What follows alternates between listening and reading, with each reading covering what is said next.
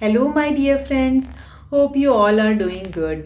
मैं गरिमा आपका स्वागत करती हूँ अपने न्यू चैनल गरिमा डायरीज़ में। दोस्तों, इस चैनल के ज़रिए मैं आप सबके साथ अपने ऑस्ट्रेलिया के एक्सपीरियंसेस और लाइफस्टाइल शेयर करूँगी। तो मेरे एक्सपीरियंसेस को जानने के लिए मेरे साथ बने रहिए मेरे इस चैनल में और जल्दी से मेरे चैनल को सब्सक्राइब कर दीजिए। So let's start together with my migration journey. Friends, we all know कि ऑस्ट्रेलिया जो है वो one of the most expensive country में आती है और हमें यहाँ पर वर्क वीज़ा पे आना था। जब वर्क वीज़ा का कंफर्मेशन हुआ तो वीज़ा आने से पहले कई फॉर्मेलिटीज़ होती हैं जो हमें पूरी करनी थी। वर्क वीज़ा पे आप अपने साथ अपने स्पाउस को और अपने डिपेंडेंट चिल्ड्रन को लेकर के आ सकते हैं। तो वीज़ा हाथ में आने की पहले की जो फॉर्मेलिटीज़ होती हैं वो हमने पूरी की। लाइक पास 10 ईयर का पुलिस वेरिफिकेशन चाहिए होता है। आप जिस भी कंट्री में उस पास 10 ईयर में रहे हैं उन सब कंट्रीज़ का पुलिस वेरिफिकेशन आपको सबमिट करना होता है। अगर आपके पास पासपोर्ट नहीं है तो आपको सबसे पहले अपना पासपोर्ट बनवाना होता है एंड देन आपके पासपोर्ट का वेरिफिकेशन होता है PSU में और पुलिस वेरिफिकेशन होता है। आपके सारे डॉक्यूमेंट्स लाइक आपकी डिग्रीज हो गई और आपके वर्क एक्सपीरियंसेस हो गए, उन सब चीज़ों का भी वेरिफिकेशन होता है। पासपोर्ट वगैरह की सारी फॉर्मेलिटीज़ के बाद आपको अपना इमिग्रेशन मेडिकल चेकअप कराना पड़ता है। सो दिल्ली में ऐसे मेडिकल सेंटर्स हैं जिन्हें इमिग्रेशन मेडिकल सेंटर के लिए अलॉट किया गया है। वहाँ पर आपको अपनी डेट बुक करानी होती है और जब आपकी डेट आती है तो आपको दिल्ली जा कर के अपना इमिग्रेशन के लिए मेडिकल चेकअप कराना होता है। उसकी रिपोर्ट भी आपके वीज़ा के अप्रूवल के लिए लगती है। एक एजेंट आप हायर कर सकते हैं या कंपनी वाले हायर करते हैं जो कि आपको पूरा गाइड करता है कि आपको क्या सारी फॉर्मेलिटीज़ पूरी करनी है, कैसे कैसे करना है। वो आप सारी चीज़ें जब उस एजेंट को प्रोवाइड करते हैं तो वो आपका वीज़े के प्रोसेस स्टार्ट करता है और ये पूरे वीज़ा के प्रोसेस में 4 to 5 मंथ लग सकते हैं आपका वीज़ा आने में।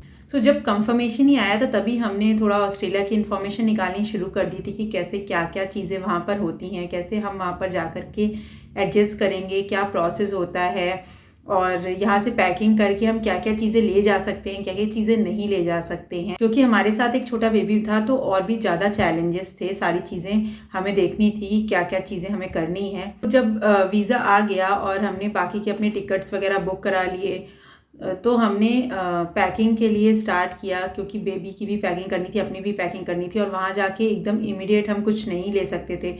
तो इसलिए हमें थोड़ी बहुत खाने वगैरह की भी पैकिंग करके यहाँ से लेके जाना था, यूटेंसिल्स लेके जाने थे क्योंकि यहाँ ऑस्ट्रेलिया में मोस्ट ऑफ द इंडियन जो यूटेंसिल्स होते हैं वो अवेलेबल नहीं होते हैं और जो अवेलेबल होते भी हैं वो बहुत ज़्यादा एक्सपेंसिव होते हैं, बहुत हाई प्राइस में अवेलेबल होते हैं। इसलिए हमने सबसे पहले यूटेंसिल्स लेना स्टार्ट किया। यूटेंसिल्स में हमने लाइट वेट और स्मॉल साइज़ के यूटेंसिल्स पहले प्रेफर किए बिकॉज़ हमें जब पैकिंग करनी थी तो हमें उस यूटेंसिल्स का भी वेट हमारे लगेज में आता काउंट होता, तो इसलिए हमने most of the utensils light weightedly लिए।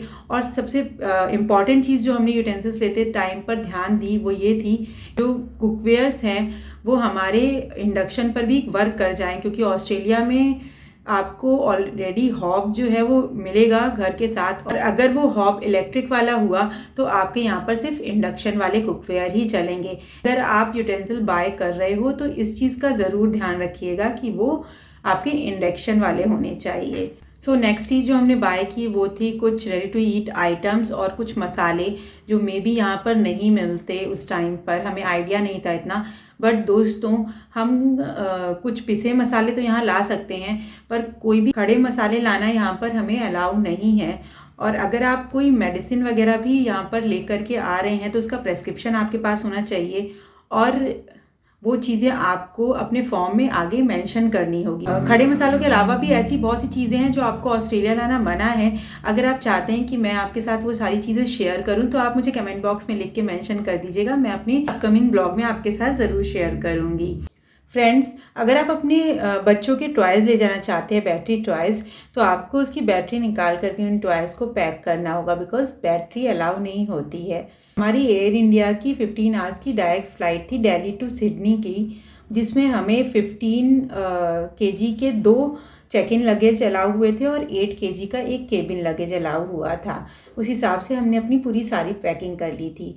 फ्रेंड्स, अगर आप भगवान जी की कोई मूर्ति मेटल की ले जाना चाहते हैं तो उसे बाहर ही रखिएगा, बिकॉज सिक्योरिटी चेक इन के टाइम पर वो आपसे उसे निकाल करके सिक्योरिटी चेकिंग करने के लिए कहेंगे। जब हमारा दिल्ली एयरपोर्ट पहुंच करके इमिग्रेशन कराने का टाइम आया तब हमें एक बहुत ही अच्छी इन्फॉर्मेशन पता चली कि अगर आपके पास व्हीलचेयर असिस्टेंस है या फिर आपके साथ कोई छोटा बेबी ट्रैवल कर रहा है तो आपको पहली प्रेफरेंस मिलती है इमिग्रेशन कराने के लिए। तो क्योंकि मेरे इन-लॉज भी हमारे साथ ट्रैवल कर रहे थे तो उनका व्हीलचेयर असिस्टेंस था और मेरा छोटा बेबी था, तो हमें प्रेफरेंस मिली इमिग्रेशन कराने के टाइम पर। फ्रेंड्स, ये प्रेफरेंस आपको ऑस्ट्रेलिया में नहीं मिलेगी, ये सिर्फ इंडिया में मिलती है। अगर आपके साथ बच्चे ट्रैवल कर रहे हैं तो फ्रेंड्स, टिकट कराते टाइम आप ये चीज़ एक ध्यान में रख सकते हैं कि अगर फ़्लाइट में बेसिनेट सीट्स अभी अवेलेबल हैं तो आप उसे पहली प्रेफरेंस दे सकते हैं बुकिंग के टाइम पर, क्योंकि उसमें आपको लेग रूम ज़्यादा मिलेगा और आपको बेबीज़ रिलेटेड जो भी आइटम्स है वो वहाँ पर रख कर कन्वीनियंटली बैठने में बहुत ईजी रहेगा।